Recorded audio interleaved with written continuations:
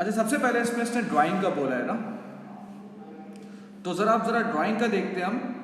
Opening capital आपको कितना दिया हुआ है, 2260 ऐड नेट प्रॉफिट। ये क्योंकि सोल रेटेड है तो उसमें आपको पता है कैपिटल साइड ऐसे ही बनती है। तो नेट प्रॉफिट आपका कितना आ रहा है बेटा, 180।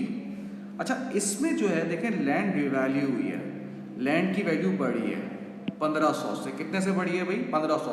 अब अगर कंपनी अकाउंट होता तो हम लैंड की वैल्यू बढ़ाते और एक रिवैल्यूएशन रिजर्व क्रिएट करते कैपिटल साइड में, कैपिटल इसमें ordinary share capital and reserves में। लेकिन यहाँ पर तो एक ही साइड होती है जो कि कैपिटल होती है, सोल्डेटर का सब चीज़ें वहीं पर आती है। तो यहाँ पर हम क्या कर देंगे भाई, जो रिवैल्यूएशन इनकम है जिससे रिवैल्यूएशन से बढ़ा है वो हम यहाँ कर देंगे भाई 1500 से बढ़ा है। देख लें भाई 2000 से 1500। मैं फिर आपसे कह रहा हूँ कंपनी अकाउंट में ये आप कहाँ पे करते थे, revaluation reserve ordinary share capital end funds में।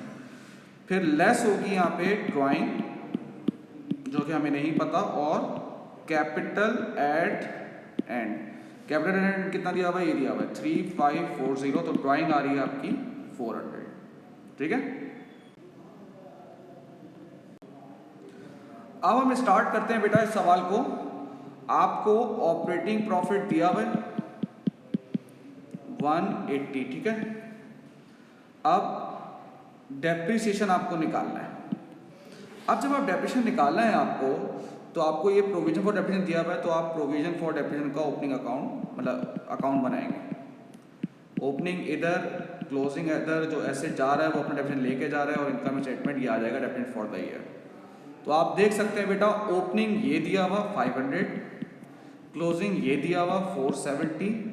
जो डिस्पोजल है ये ऑल्सो, उसका डेप्रिसिएशन कितना है ये देखिए, ये लिखा हुआ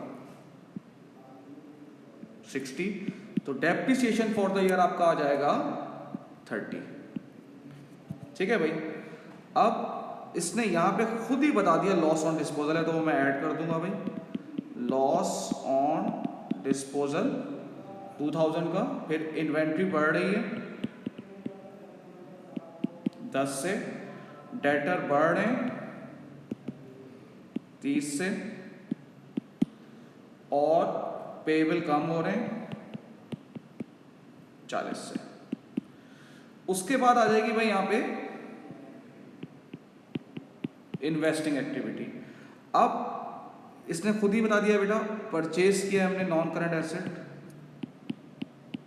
200 से, और जो सेल किया है वो इसने नहीं बताया ना, प्रोसीड्स ऑफ ये नहीं बताया। क्या करें भाई, हम इसका टी अकाउंट बना लेते हैं, आप डिस्पोजल का बना लें, आपके पास आ जाएगी। जो मशीन बेची है उसकी नेट बुक वैल्यू कितनी है। अच्छा, डिस्पोजल का अकाउंट छोड़ें, नेट बुक वैल्यू उसने आपको दी हुई है।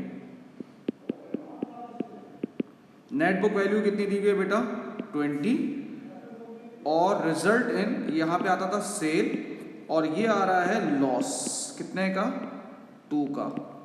इसका मतलब क्या है, ये जो ये 18 का बेचा होगा तभी 2 का लॉस हुआ है। ठीक है ना, देख लें भाई 20 कॉस्ट, नेट बुक वैल्यू कितनी थी भाई 20, और लॉस कितना आ रहा है 2000 का। इसका मतलब है 18,000 की जब बेची होगी, पैसा 18,000 आया होगा तो 2000 का लॉस हुआ होगा। तो 18,000 हमारे पास पैसा है। उसके बाद फाइनेंसिंग है। फाइनेंसिंग में देख लें भाई, लोन का रीपेमेंट यहां पर आ रहा है